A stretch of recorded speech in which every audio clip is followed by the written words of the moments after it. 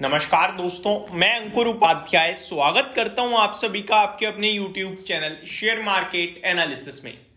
दोस्तों, बाजार में बस के चलते स्विगी के आईपीओ को तो रिस्पॉन्स नहीं मिला था, लेकिन इतना ज्यादा बस क्रिएट किया गया, लिस्टिंग के बाद स्टॉक में तेजी बनना शुरू हुई और ब्रोकरेज हाउसेस की रिपोर्ट आना स्टार्ट होती है। स्टॉक वन साइडेड भागता है एंड भागते ही भागते स्टॉक में आप सभी ने देखा कि 550 550 तक के लेवल्स भी देखने को मिले। आज भी स्टॉक बहुत अच्छा कर रहा था, मैंने वीडियो भी बनाई थी जब स्टॉक अराउंड 540 535 के पास था। लेकिन फिर आते हैं इस कंपनी के नतीजे दोस्तों, और रिजल्ट्स के बाद इस स्टॉक में वन साइडेड फॉल देखने को मिला है। अब ऐसा क्या हो गया नंबर्स में जो इतनी बड़ी करेक्शन हो गई? नंबर्स के बाद स्टॉक ने 486 के समथिंग का लो लगाया, ऑलमोस्ट उसी के पास की क्लोजिंग है, बट एडजस्ट होने के बाद ये क्लोजिंग आपको हरे निशान में दिख रही है और 501 502 की क्लोजिंग है। अदरवाइज इस स्टॉक में आपने 515 से वन साइड एक शार्प डिक्लाइन देखी 484 तक की, 86 तक की, और क्लोजिंग बेसिस पे एडजस्ट होकर स्टॉक आपके लिए 502 रुपीज पे बंद हुआ है। मैं एक एक करके सारी चीजें आप सभी के साथ डिस्कस करता हूं, इस कंपनी के नतीजे और एज ए इन्वेस्टर आपको क्या करना चाहिए, क्या नहीं करना चाहिए, और इन नंबर्स के बाद क्या कोई ब्रोकरेज हाउस इस स्टॉक पे टारगेट प्राइस कट करने की बात करेगी या फिर देंगे कॉन्फिडेंस अपने इन्वेस्टर्स को, यही समझना और जानना है। देखो, अगर आपको लग रहा है यार ये तो खराब हो गया, ये तो बेकार है, घाटा है, तो आपको याद दिला दूं जोमेटो ने भी घाटा ही पेश किया था, लेकिन जब वो प्रॉफिट में आई फिर उसने पीछे मुड़ के देखा नहीं है और वन साइडेड रैली कर रहा है। हर एक ब्रोकरेज हाउस, हर एक व्यक्ति, सब बुलिश है इस समय जोमेटो पे। सेम चीज यहां भी हो सकती है आगे चलकर, इसीलिए इस स्टॉक के चाहने वालों की कमी नहीं है। ब्रोकरेज हाउसेस पॉजिटिव है। अब बढ़ते हैं आगे रिजल्ट्स की तरफ। तो पहले मैं आपको नंबर बता दूं, नंबर हर एक पैमाने पे डिसअपॉइंटिंग है। कंपनी की तरफ से गाइडेंस जरूर कुछ आते हुए दिख रही है जो मैं आप सभी के साथ शेयर करने जा रहा हूं। पहले numbers, consolidated net loss company का 660 करोड़ के सामने 630 करोड़ है। ईयर ऑन ईयर बेसिस पे कम हुआ है, लेकिन क्वार्टर ऑन क्वार्टर देखोगे तो ये हल्का बढ़कर ही आया है। लेकिन नेट लेवल पे ईयर ऑन ईयर बेसिस पे 660 करोड़ से 630 करोड़ का घाटा रह गया है कंपनी का।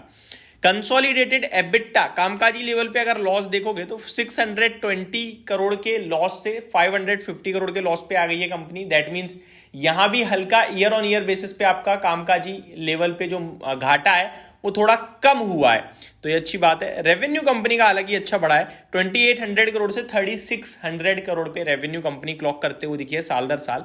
एंड क्वार्टर ऑन क्वार्टर भी अगर आप चेक करोगे तो रेवेन्यू में इंप्रूवमेंट है। तो एक चीज क्लियर है, क्वार्टर ऑन क्वार्टर घाटा भी बढ़ रहा है, कामकाजी घाटा भी बढ़ रहा है, लेकिन साल दर साल कामकाजी घाटा और घाटा दोनों कम होते हुए दिख रहे हैं।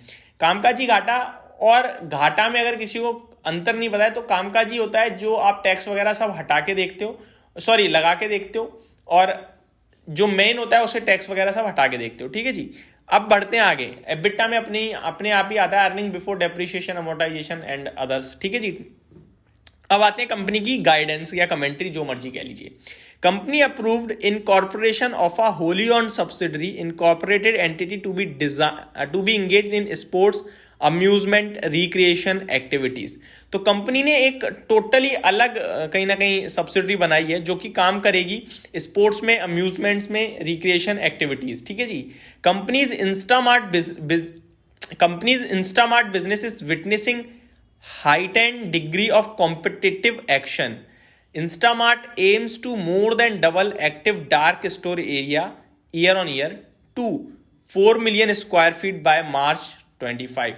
तो ये काफी ज्यादा एग्रेसिव हो रहे हैं अपने इंस्टामार्ट डार्क स्टोर्स के लिए, और क्विक कॉमर्स पे ज्यादा फोकस भी कर रहे हैं, जिसको ब्लिंकिट से कंपटीशन मिल रहा है, जेप्टो से मिल रहा है, ग्रोफर से मिल रहा है, अमेजोन भी कर रहा है खैर, बट वो क्विक कॉमर्स नहीं कहेंगे, वो एक दो दिन में पहुंचाते हैं, लेकिन ये सारे आपके क्विक कॉमर्स में आ जाते हैं, जेप्टो, इंस्टामार्ट और ब्लिंकिट।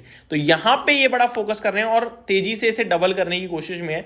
मार्च 2025 तक, यानी 3-4 महीने में 4 मिलियन स्क्वायर फीट का एरिया कहीं ना कहीं कवर करेंगे।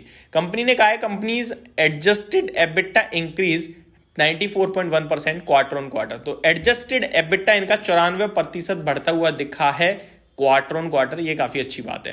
अब क्या करें क्या ना करें, ये सबसे बड़ा सवाल है दोस्तों। आपको एक ही चीज समझाऊंगा और बोलूंगा अभी जो मुझे समझ में आती है। जिस फील्ड में ये बैठे हुए हैं, फूड डिलीवरी में तो एक ही कंपटीशन है, जोमेटो, वहां भी ये दूसरे नंबर के प्लेयर हैं, 2 ही प्लेयर हैं टोटल। लगभग 45% मार्केट शेयर है इनके पास और 55 है जोमेटो के पास। नेक टू नेक है, ज्यादा कुछ नहीं है, थोड़ा बहुत ऊपर नीचे है। क्विक कॉमर्स पे आते हैं जहां पे बड़ा फोकस कर रहे हैं, वहां भी इनसे आगे ब्लिंकिट है और जेप्टो भी अच्छा कंपटीशन है और इंस्टामार्ट को अपने आप में अभी कंपटीशन मिल रहा है सबसे, जो कि इनका है। अब क्या करना है क्या नहीं करना वो डिसाइड करना बड़ा मुश्किल है, लेकिन लॉन्ग टर्म पैरामीटर्स पे देखें तो आपके लिए जोमेटो ज्यादा प्रेफरेबल हो सकता है। लेकिन मैं ये बिल्कुल नहीं कहूंगा इसे बेच के जोमेटो लो, क्योंकि जोमेटो ऑलरेडी इन सब चीजों को फैक्टर इन कर चुका है कि मैं बड़ा हूं, मैं ज्यादा अच्छा कर रहा हूं, मेरे पास ज्यादा पोटेंशियल है, इसलिए वो भागा भी बड़ा है। अगर इनके पास भी जैसे ही प्रॉफिट्स की दिखना शुरू होंगी चीजें और कुछ ग्रोथ आएगी तो फिर ये भी बहुत तेज भाग सकता है। तो वेट एंड वॉच के लिए कहूंगा मैं तो दोनों ही स्टॉक्स में, चाहे जोमेटो चाहे स्विगी की कोई करेक्शन मिले अच्छी तो फिर ध्यान देंगे, अदरवाइज अभी वेट करने में ज्यादा अच्छा रहेगा। तो ये मेरी तरफ से अपडेट्स थी। Thank you so much for watching this video. Have a great day guys.